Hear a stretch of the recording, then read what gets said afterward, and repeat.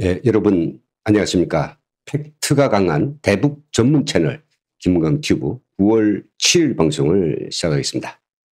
예, 이 시간에는 긴급 뉴스를 보내드리겠습니다. 북한이 오늘 노동신문과 중앙통신을 통하여 김정은의 최측근인 이병철 당중앙위원회 상무위원을 해임하고 바로 그 자리에 박정천 총참모장, 한국군 합참의장격이죠. 총참모장을 전격 발탁했다는 것을 아침에 보도했습니다. 이로써 지난 6월 29일 개최된 바 있는 북한 노동당 제8기 제2차 정치국 확대회의에서 자행되었던 측근 물갈이 이 진상이 사실로서 드러났습니다. 이 회의에서 김정은은 책임 간부들이 비상방역 사업에 태만하고 있고 국가와 인민의 안전에 위기를 조성하는 중대 사건을 발생했다며 질타했습니다. 동시에 정치국 상무위원회 위원과 정치국 위원 후보위원 이걸 대거 소환 보사했으며 당중앙위원회 비서도 또 소환 선거했댔죠. 가관이 아니었던 것은 말입니다. 조영원과 김여정, 저 현송월 등 이런 김정은이 홍위병들 전부 나서서 김정은에게 찍힌 그 책임 간부들을 지탄하는 이런 비판 토론을 이제 가세했습니다. 그런데 북한이 공보를 보아서는 도대체 어떤 측근이 처벌받았는지 알 수가 없었죠.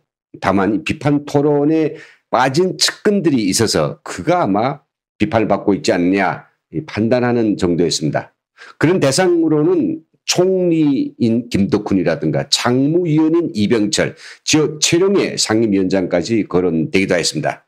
하지만 확정적인 단서는 없었습니다. 그런데 오늘 아침 바로 북한이 얼마 전에 있었던 당 정치국 확대회의에 뒤따른 공보를 하면서 그 전말이 드러난 셈입니다. 공보 내용을 잠시 보도록 하겠습니다. 이 공보에 따르면 박정천 총참모장을 당중앙위원회 비서, 당중앙 상임위원회 위원으로 발탁했던 것인데요. 이 자리가 바로 이병철이 자리였습니다. 당중앙 상무위원회는 5명인데요. 주요 국가 권력 수장 5인방이 이름을 올립니다.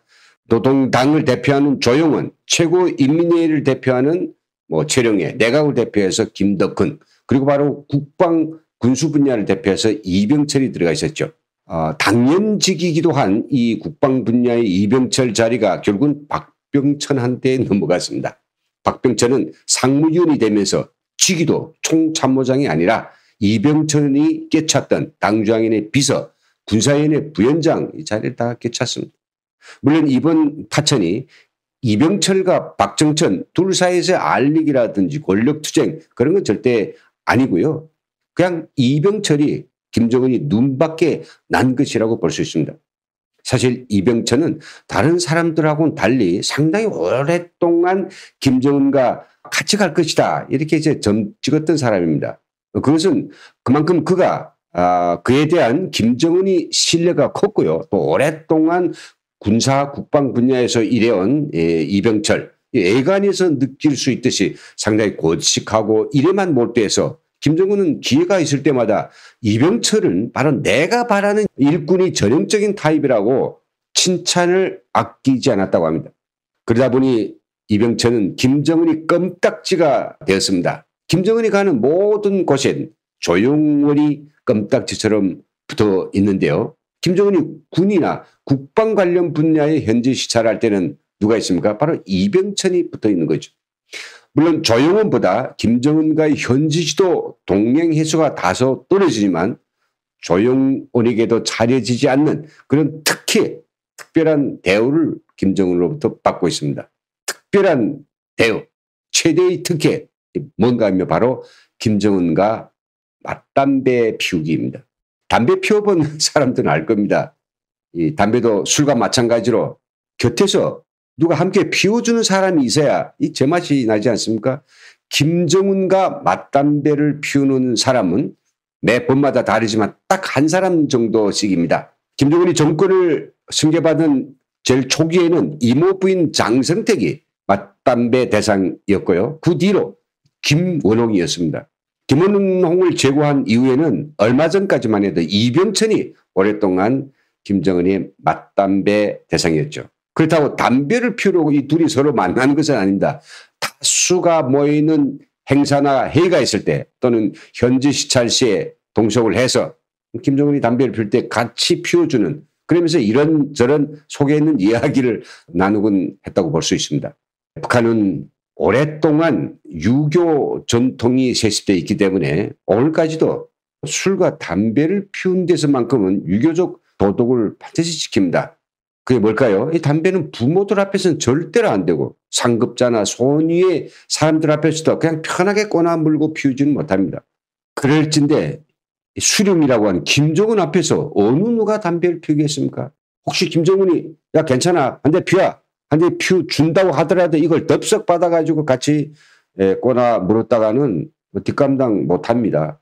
그때는요 김정은 괜찮습니다. 저는 괜찮습니다. 끝까지 말려야지. 김정은이 넘겨주는 담배에 손 대는 순간 그는 당장은 몰라도 언젠가는 이 세상 사람이 아닙니다. 지금까지 김정은과 맞담배를 하였던 사람들 모두 어떻게 되었습니까? 장성택 고사포에 콩가루가 되었죠. 현영철 기관총이 완전히 벌집이 되었습니다. 그리고 김원홍은 억소리도 못 내고 바람처럼 사라져 버렸습니다. 이병철도 역시 그런 운명을 피하지 못했습니다. 북한 사람들도 김정은과 맞담배를 피운 사람들 뒷탈이 끔찍했다는 사실을 다 알고 있습니다. 그래서 북의 사람들이 하는 얘기가 있습니다. 태양은 너무 가까이 다가가면 데워 죽고 너무 멀리 떨어져 있으면 얼어서 죽는다고 말입니다. 그러고 보면 참 김정은이 측근도 못해 먹을 자리입니다. 금방까지 맞담배를 피우면서 호용호재했는데 언제 그랬냐 싶게 기분에 따라서 파리 잡듯이 난도질 당하니 말입니다. 그게 바로 김정은이 곁에 둘러서 있는 소위 측근들의 운명인 것입니다. 네, 오늘 여기서 마치겠습니다. 함께해 주신 여러분 대단히 감사합니다.